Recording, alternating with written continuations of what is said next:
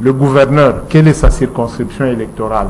Le vice-gouverneur, quelle est sa circonscription électorale? Le maire de la ville, quelle est sa circonscription électorale pour la ville de Lubumbashi? D'abord pour les 3 autorités. Ça dit qu'il y a des calculs qu'on devait faire pour mettre une pression sur la ville de Lubumbashi. La ville de Lubumbashi n'a aucune pression.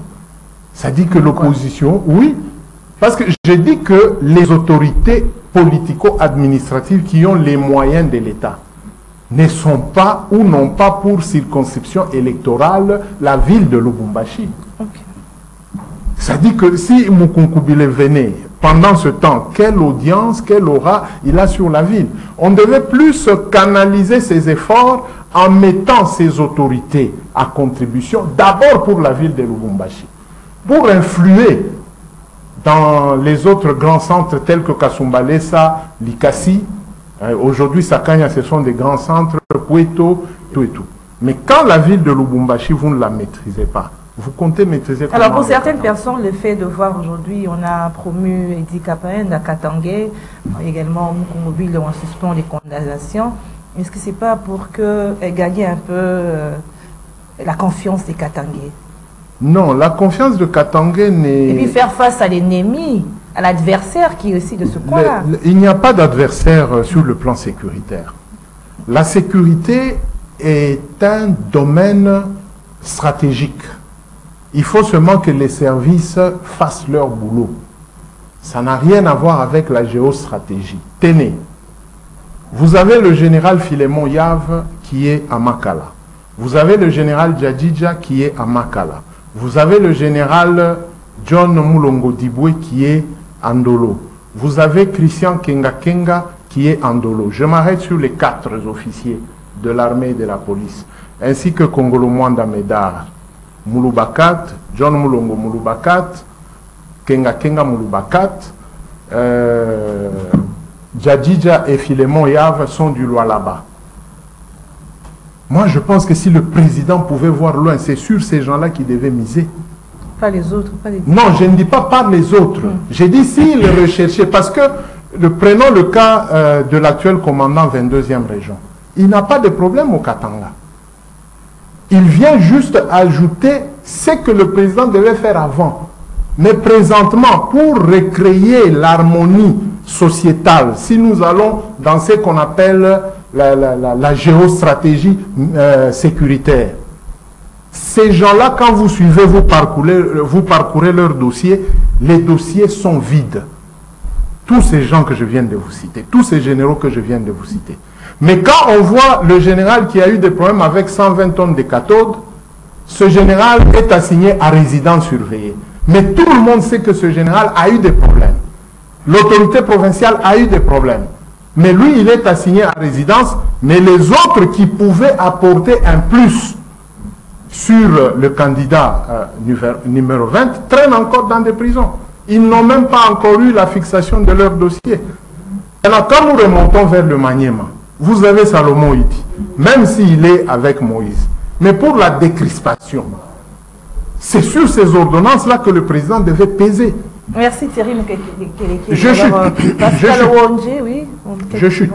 Ça dit que j'insisterai sur le chef de l'État de voir les cas qui peuvent changer la donne en ce qui concerne la géostratégie sécuritaire. Et de vérifier si réellement ces gens ont fauté sur le plan de droit. La justice va faire son travail. Non, il y a la justice, il y a la politique. Vous m'avez présenté une cartographie géopolitique en élevant en grade et en nommant et en suspendant le truc de Mukunkubila. Ça, c'est la géopolitique sécuritaire. C'est pourquoi moi, j'appelle le chef de l'État de voir les cas des autres Katangais et des jeunes des Bakata Katanga qui ont été condamnés à 20 ans, de leur donner des mesures de grâce pour que le Katanga comprenne que le président ne continue pas à les en vouloir. Merci. Pour le Katanga, est-ce que Pascal Ondji, vous avez la même lecture non. Par rapport à ces mesures, ces suspensions de poursuites, des condamnations contre Mukunkubile à des fins électorales, le fief de Joseph Kabila? Je n'ai pas la même lecture. tel que dégagé par mon frère, je considère que beaucoup de généraux qu'il a cités, ceux qui sont en prison aujourd'hui, nombreux sont en rapport avec le dossier Chebea. Pour ce dossier, je ne pense pas qu'il est temps à ce jour que le chef de l'État puisse gracier de telles personnes. Non. Sinon, alors, on va instaurer la culture d'impunité. Vous assassinez les gens pour des raisons, bon, je ne sais pas, quelques jours après, et puis non, non, je ne pense pas que c'est de cette manière qu'il faut conseiller. Même le cas Salomon, j'évoque souvent à travers les antennes. Les gens reviennent sur Salomon, Salomon, Salomon, Salomon.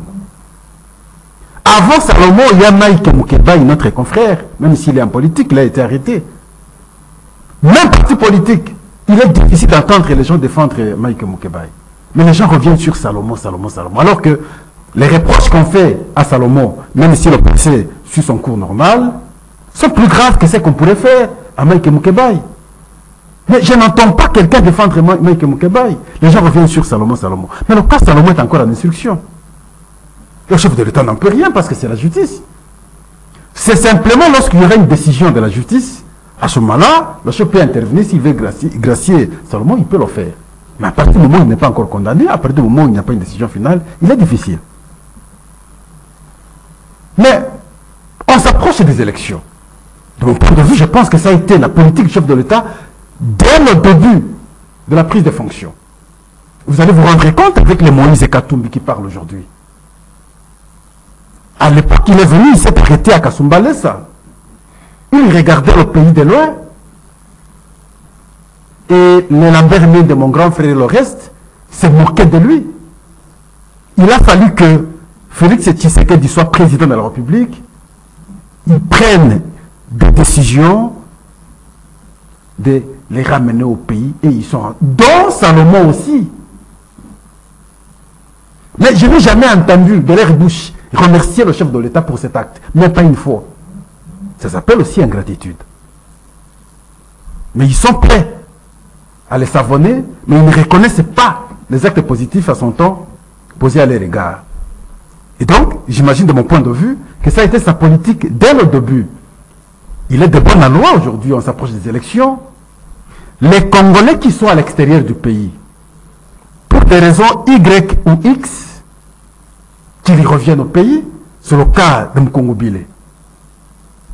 Quoi plus normal que de voir un concitoyen revenir au pays? Je ne pense pas qu'on est dans le contexte du Katanga. Et là aussi, il faudrait qu'on recadre l'expression. On revient souvent sur le Katanga. Le Katanga n'existe pas. Vous n'allez pas décliner votre identité, je suis Grand Katanga. N'existe pas. Le Grand Katanga n'existe pas. Vous avez la province du Haut-Katanga. Vous avez la province de Lualaba. Vous avez la province de Tanganyika. Vous n'avez pas la province du Grand Katanga. Ça n'existe pas. Non, ça a changé. Et nous sommes liés dans cette mentalité, alors qu'ils ont aujourd'hui 3 provinces distinctes. 4 alors distinctes. Non, mais c'est pas la politique. Vous ne pouvez pas forcer. Approcher l'ennemi des non. Et autant lorsqu'on parle souvent du Kasaï. Kassaïen. Mais non, mais ça a changé. Tout a changé depuis 2015. Tout a changé. Donc, on ne peut pas dégager une telle lecture aujourd'hui. Sont des provinces distinctes. Alors, lorsque le chef de l'État prend une telle ordonnance en faveur d'un citoyen, je ne sais pas s'il est de quelle province ou Congobile. Il est du Katanga. Il est du Katanga. Mais je ne pense pas que c'est pour des raisons électorales. Je ne crois pas du tout. À 2 mois des élections. Non, mais à 2 mois des élections, c'est normal pour que... Et souvent, vous allez voir, probablement avant décembre, il y aura des mesures de grâce qui seront prises. Pourquoi seulement maintenant? Non, mais pourquoi vous allez apprécier les temps? Qui doit apprécier les temps? S'il les prend maintenant, le problème c'est à quel niveau? Voyez-vous, Kabila fils a commis une erreur.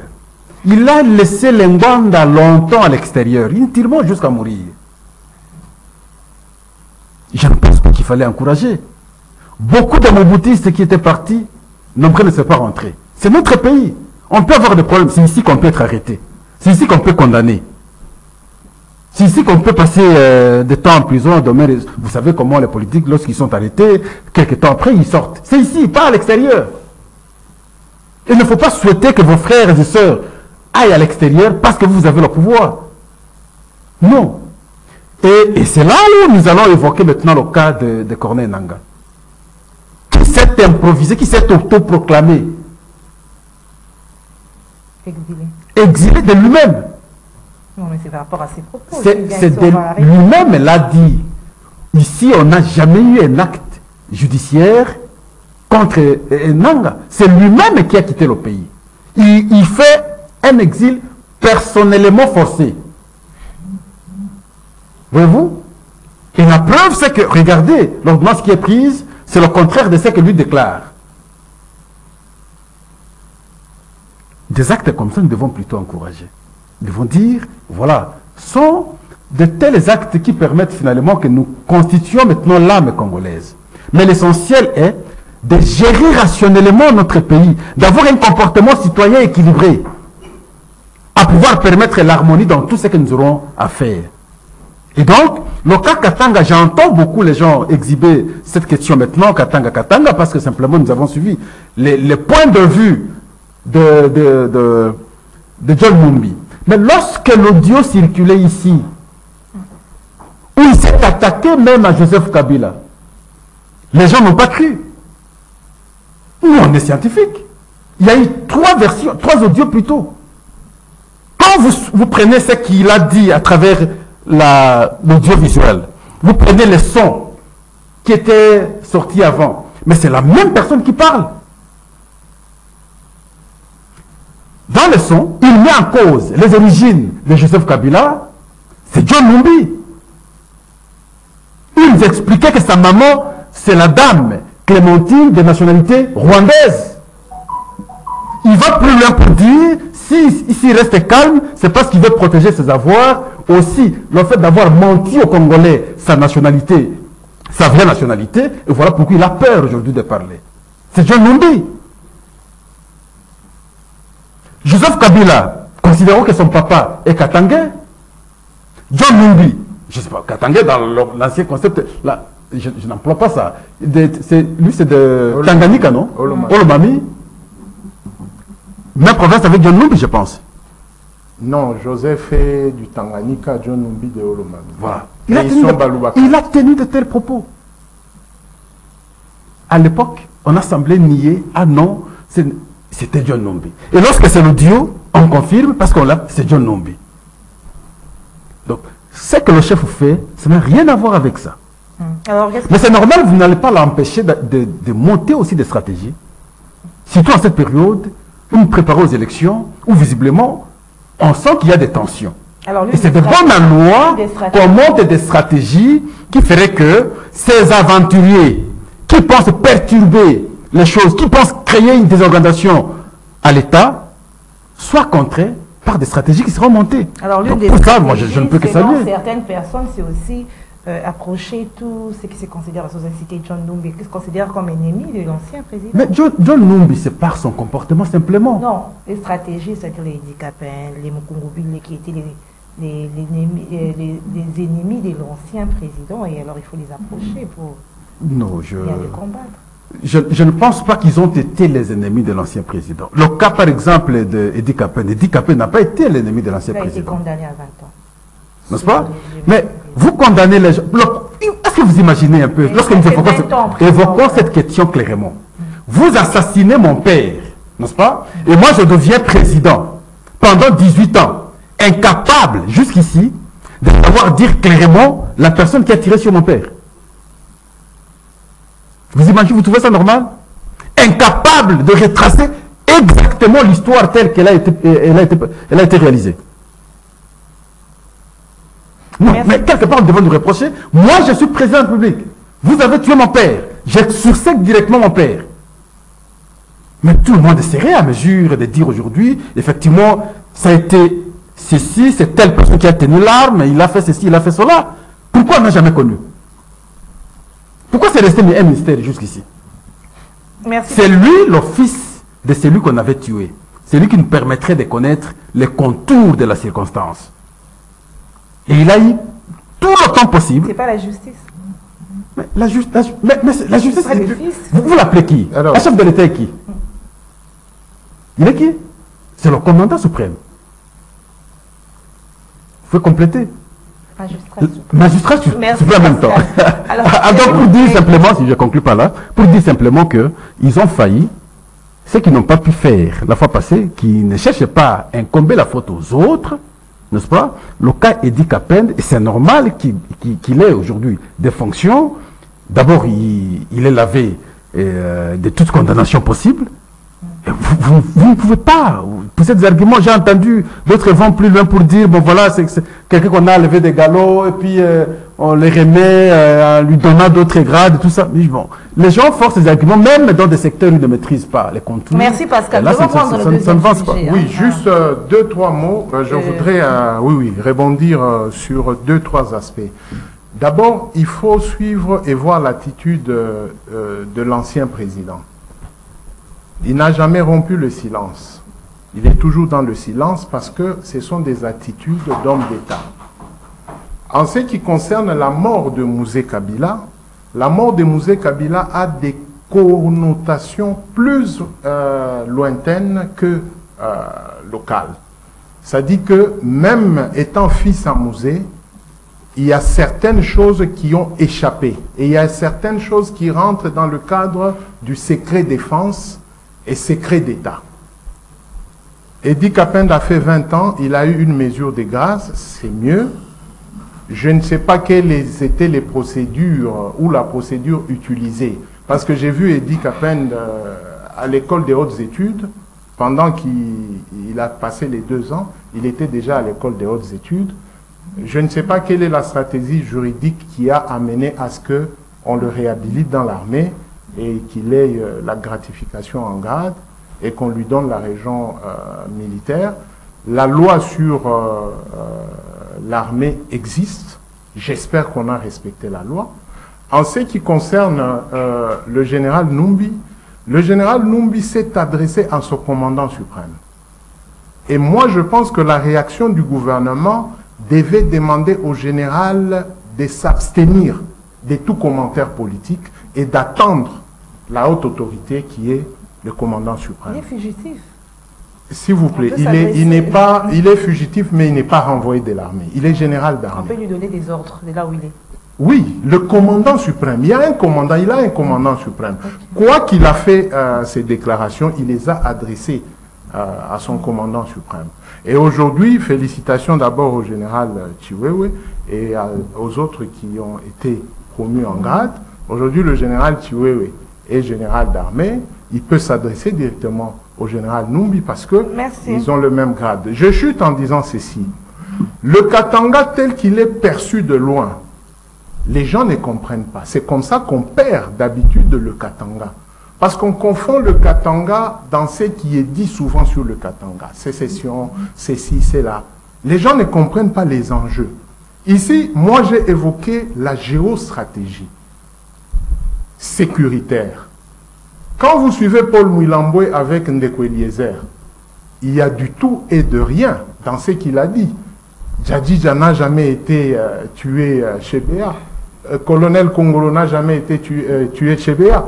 Quand vous suivez Christian Kenga, dans le procès, il avait refusé de comparaître parce qu'il en bref, vous voulez dire quoi? Oui. Non, je chute en disant ceci. Sur le dossier chez Béa, Madame a préféré aller encore à la haute cour pour porter plainte cette fois-là contre le général John Numbi. C'est ce qui devra, entre guillemets, s'ouvrir dans les prochains jours, mais il est difficile parce que la justice militaire n'a pas un général d'armée qui pourrait aller dans la composition, soit au niveau du parquet militaire ou de la cour militaire. Ça dit que le président, dans l'article 156 de la Constitution, il a le pouvoir d'arrêter même des audiences. Parce qu'il confère son pouvoir auprès de l'auditeur général de l'armée Et il lui donne des instructions que j'ai besoin de tel officier, faites diligence pour terminer ce genre de dossier. Et même des civils qui se retrouveraient dans des dossiers militaires. Lui, merci le Thierry président. Moukelekele. Alors, Voilà. Donc l'article 156 lui donne ses ouvertures là. Mais Pascal, on parle à notre sujet, s'il vous plaît. non, mais j'ajoute juste un mot. Et ce que John Numba dit à l'égard du commandant suprême, c'était pas un message de stratégie pour qu'on retrouve la paix. C'était des menaces. Lorsqu'il s'agit de menaces, et c'est normal qu'il ait une réponse aussi, en tout cas coriace. Donc John Numbi, dans sa réaction comme militaire, il ne devrait pas tenir de tels propos. Ça, il faudrait le dire. Deuxièmement, je le disais pour longtemps ici, lorsque nous parlons Katanga aujourd'hui, nous ne pouvons plus parler Katanga comme si nous étions avant 2015. Le Katanga n'existe plus. Ça, Ne parlons pas de Katanga. Non, sur le plan administratif. Non, mais ce sont des informations. Ça que n'existe je te donne. plus. Parce que quand nous parlons souvent comme ça, nous prêtons confusion inutilement. Il y a des provinces, en tout cas, qui se sont éclatées et qui ont leur autonomie et leurs identités. Voyez-vous? Administrative. Justement, Nous sommes dans la géopolitique. Ils ne peuvent plus. Nous sommes dans la géopolitique et la géopolitique. Nous devons communiquer pour qu'on quitte cela. Merci. Ouais, Alors, au Kassai, il est excepté à quel Pascal, niveau? je Excusez, vous lâche la le parole. Kassai, il est excepté à quel niveau? Vous avez la province du Kassai qui existe. Vous avez la province du Kassai central qui existe. Vous avez la province du Kassai oriental. Le concept, c'est Kassai, ça continue. Quand vous parlez du Kassaïen, ça passe. Mais aujourd'hui, quand vous parlez du Katangais, ça ne passe plus parce que, sauf pour les Haut-Katanga. Mais le reste est là, non plus le label Katanga. Merci Pascal. Alors tout à l'heure, là, vous étiez en train de parler dans le deuxième sujet avec la récolte et l'invalidation de Moïse Katumbi. Vous avez dit que Moïse, il s'était arrêté à Kasumbalesa à l'époque de Kabila. Et aujourd'hui, avec cette requête en invalidation d'un certain junior, Chivoadi, qui a introduit à la Cour constitutionnelle, est-ce qu'on ne veut pas nous faire répéter la même histoire? Pascal, je suis du territoire des Collés, n'est-ce pas? Mon secteur, c'est Oriendo. Mon village, c'est Olombo. La province, c'est le Sankuru. Je suis dans l'espace, comme on veut bien le dire, dans l'espace du Grand Kassai, dans le concept là, comme on veut bien le dire. Mais, quand vous allez revendiquer mon identité, je ne sais pas à quelle instance, je n'en ferai pas un problème. Je serai très à l'aise. Parce que mes origines sont retracées. Je n'aurai pas peur. Vous pouvez envoyer n'importe qui, il peut saisir n'importe quelle instance. Je serai très à l'aise. Mais on saisit la Cour constitutionnelle, par exemple, pour contester la nationalité de Gisèle, et que Gisèle panique, c'est qu'il se reproche de quelque chose. Qui est derrière ces messieurs? Non, ne nous posons pas la question de qui est derrière. On peut envoyer toute une nation, n'est-ce pas, déposer une plainte contre vous. Lorsque vous êtes sûr de votre identité, vous allez la décliner aisément. Je suis fille de, née à tel endroit, par des parents tels. Le débat est clos. Mais lorsque vous avez une identité incertaine, c'est alors que vous aurez peur. Vous allez chercher maintenant qui est derrière. Non, mais ça devient comme de l'acharnement. Non, mais vous... proche, Non. Voilà. Le débat est engagé. L'acharnement. Le débat est engagé et depuis longtemps sur la nationalité de ce personnage. Je crois qu'il est le mieux placé, s'il y a un cas comme ça, être le premier à expliquer le reste des Congolais que moi je suis ceci, ma mère est d'eux, mon père est d'eux. Et voilà, clairement, cette fois-là, on n'aura plus de doute. Alors, nous engageons le débat et je sens les gens s'agiter du fait simplement qu'on ait saisi la Cour constitutionnelle parce qu'on voudrait savoir l'identité d'une telle ou quelconque personne. C'est pas un ballon d'essai, ça? Non, ballon d'essai, ça veut dire quoi? On veut faire quoi? Il y a quelqu'un qui est derrière ça et on essaye. Mais vous n'allez pas usurper la nationalité. N'usurpez pas la nationalité. Prouvez effectivement que vous êtes Congolais. J'ai fait l'exercice pour moi. Avec fierté, je peux décliner mon identité. Merci. Je voudrais que chaque Congolais également, tout celui qui prétend être Congolais, ait également cet orgueil de pouvoir décliner très facilement son identité. Lorsqu'on décline avec hésitation, Lorsqu'on ne veut pas que les gens, en tout cas, cherchent à connaître effectivement ce que vous êtes, donc substantiellement, cette fois-là, je vais comprendre qu'on se reproche de quelque chose. Donc ici, je ne vois pas à quel niveau le problème se pose. Si on s'agite, c'est qu'on se reproche de quelque chose. Et je veux que chaque candidat, pas seulement Katumbi, que chaque candidat soit en mesure de dire aux Congolais que je viens solliciter vos voix, mais voici, moi je suis votre fils, je suis votre frère, je suis du même pays que vous, je viens de tel coin et je mérite bénéficier vos voix. Ça, c'est un simple exercice que chaque candidat devra faire. Maintenant, comment voulez-vous qu'on confie une telle responsabilité de la gestion de l'État à une personne qu'on ne connaît pas ses origines normalement? C'est une occasion qui lui a été donnée de pouvoir clore le débat, parce que nous engageons souvent le débat sur son identité, devant la Cour constitutionnelle, en tout cas s'exprimer, dire, bon, voilà, parce que souvent on dit que sa maman, d'autres disent qu'elle est zambienne, d'autres disent qu'elle est congolaise. C'est une occasion cette fois-là de dire effectivement que ma maman n'a jamais été zambienne, ma maman est congolaise. Merci Pascal. Thierry Mukele, votre analyse également par rapport à cette requête d'un Junior Tchivoati. Bon, d'abord... Non autrement identifié, sort comme ça avec cette... Non, d'abord, le droit congolais est un droit positif. Et je voulais apaiser tout le monde, y compris même les gens du clan de Moïse Katumbi. Il n'y a rien. Ce n'était que on a saupoudré des gens sur Internet, dans les réseaux sociaux, et tout le monde s'est emballé. Le droit congolais, c'est un droit positif. La CENI a contrôlé techniquement les dossiers du candidat Moïse Katumbi, du prétendant candidat Moïse Katumbi. Et après, la CENI a confirmé et lui a même octroyé le numéro 3. C'est ça l'organe technique. Normalement, qu'est-ce qui devait se passer? Ce genre d'aventurier de Tchivoadi, il devait apparaître pendant que la CENI est en train de traiter le cas Moïse Katumbi. C'est sans impact. C'est sans impact. Pendant que la CENI est en train de traiter le cas Moïse Katumbi, on s'arrange avec certains candidats présidents. Je crois que mon micro a un petit problème. On s'arrange avec le candidat, avec certains candidats, et on crée un litige. Maintenant, une fois que la CENI se retrouve incapable de gérer ce litige, la CENI les renvoie dos à dos à la Cour constitutionnelle. Et là où les détracteurs de Moïse devaient maintenant jouer, ça devait être si jamais il y avait un litige. Or, au niveau de la Cour constitutionnelle ne peut pas créer un litige ou un contentieux électoral, parce que la CENI n'en a pas eu le moyen d'avoir. Ça dit que les moyens que la Cour constitutionnelle devait exploiter, c'était le contentieux qui devait venir d'en bas, c'est-à-dire à l'organe technique.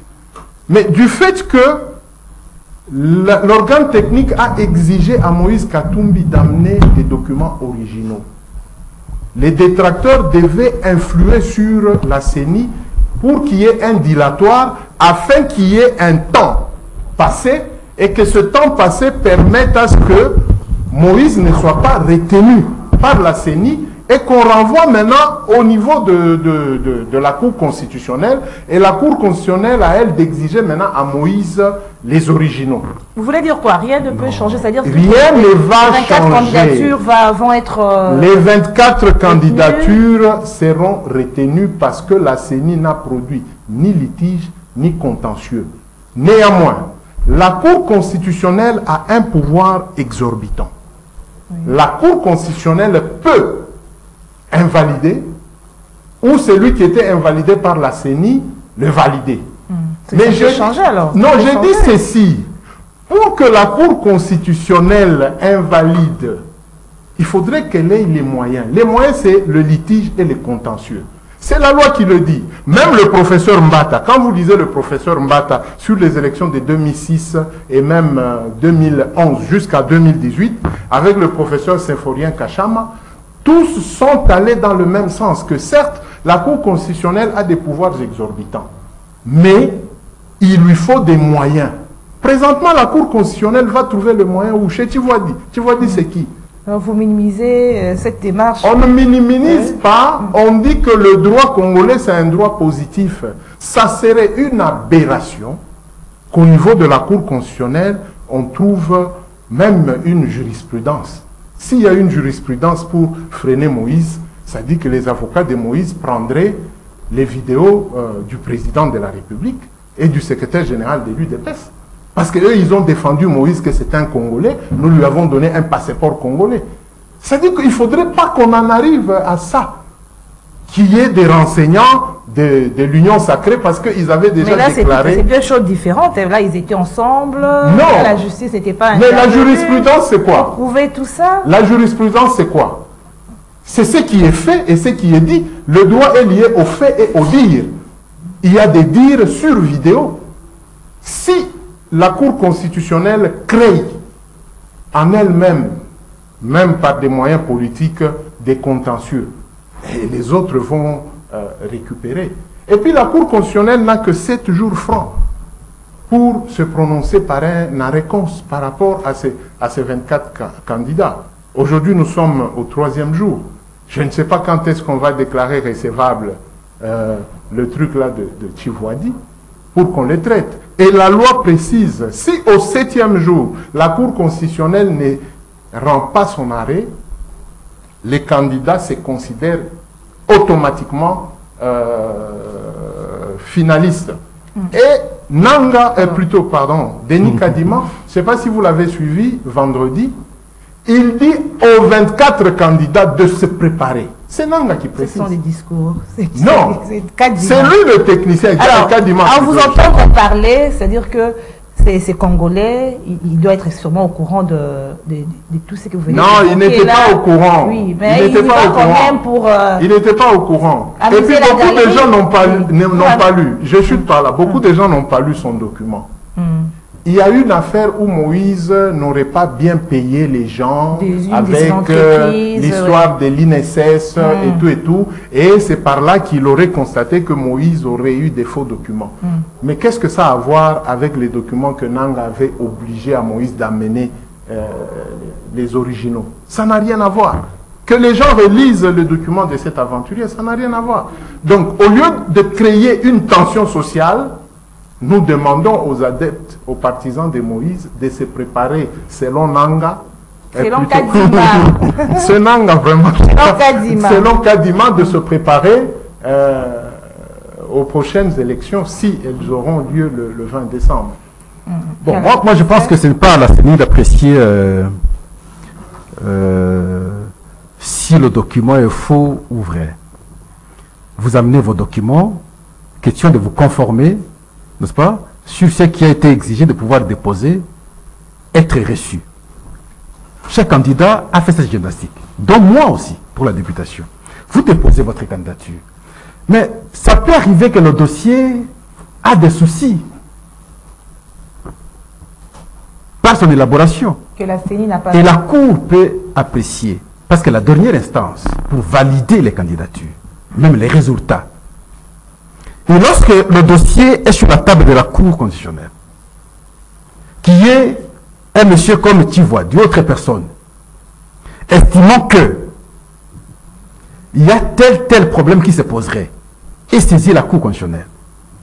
Mais la Cour ne va pas éviter d'apprécier maintenant cette requête et dans le temps qui convient, pouvoir maintenant prendre un arrêt. Dans le cas d'espèce, je parlais au début ici des agitations que j'entends les uns et les autres, surtout du camp de Moïse. On ne peut s'agiter que lorsque on se reproche de quelque chose. C'est là mon insistance. Mais si il ne se reproche de rien, surtout sur l'identité de Moïse Katumbi, le problème se poserait à quel niveau? Le problème ne se poserait pas. C'est comme ça que j'ai pris l'exemple de moi-même. Donc si vous allez vous exercer de saisir la Cour contre Pascal pour qu'il décline correctement son identité, mais j'irai en souriant. Non, mais s'il y a une main noire là, vous non, j'irai en souriant. Même s'il y a la main noire, même s'il y a la main noire, le problème ne se poserait pas. Merci. Voyez-vous, pour le cas de Moïse, Et d'ailleurs, je ne veux même pas qu'on arrive là. Ça, c'est mon point de vue. Je veux qu'il aille aux élections, n'est-ce pas? Parce que nous savons que le candidat numéro 20, n'est-ce pas, a un bilan conséquent pour pouvoir présenter, être élu haut la main. Ça va éviter tout prétexte. Et j'ai toujours dit, la force politique qu'ils ont eue hier, parce que les raisons étaient justifiées de faire l'opposition contre Joseph Kabila, ils n'ont pas cette force aujourd'hui face à Tshisekedi. Je vous expliquais à travers ce plateau que la seule personne qui a bien compris, c'est Jean-Pierre Bemba. Il a compris cette réalité et l'évolution des choses. Et si Moïse ne sait pas comprendre que sa force était à son temps contre Joseph Kabila, c'était justifié lorsqu'il avait évoqué le cas de penalty, nous autres, nous n'oublions pas qu'il a géré le pays avec Joseph Kabila du début jusqu'à la fin. Donc, le bilan de Joseph Kabila, c'est le bilan de Moïse Katumbi en même temps. C'est les urnes qui... Ah oui, mais il faut savoir le dire. Et donc, pour ça, je souhaite qu'ils aillent, qu'ils soient maintenus comme candidats, qu'ils compétissent avec les autres, et finalement, la population va trancher. Merci Pascal, merci Thierry Mukele. Ah, c'est fini déjà. C'est déjà fini, merci. Vous voulez dire encore quelque chose? Oui, juste pour encourager Pascal. Fini, non, je chute. Pour encourager Pascal, parce qu'il m'a soufflé qu'il était candidat quelque part. Non, c'est pas encore la campagne. C'est pas encore la campagne. Non, je parlais du guide des candidats. Je ne sais pas s'ils en ont eu. Ça, c'est pour 2018. Hein? C'est pour 2018. Ça dit que la CENI d'antan avait déjà ce document pour chaque candidat. Bon, ça c'est provincial. J'ai cherché pour présidentiel et national.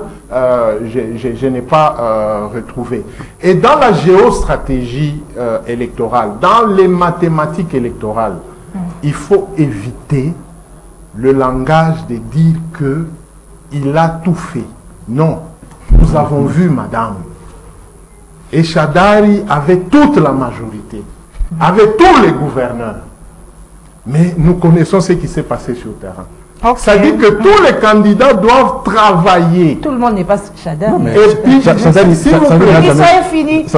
n'a jamais été président de la République pour présenter un bilan. S'il vous plaît, madame, s'il vous plaît. J'ai de l'expérience parce que j'étais sur le terrain en 2018, en 2011 et en 2006. Ces élections de cette fois-ci, tout Congolais, à quelque niveau qu'il se trouve, a maintenant de l'intelligence. Merci. Merci Thierry Mukele. Bon. Merci Pascal. Mais de l'intelligence pour dégager une particularité, une spécificité à qui?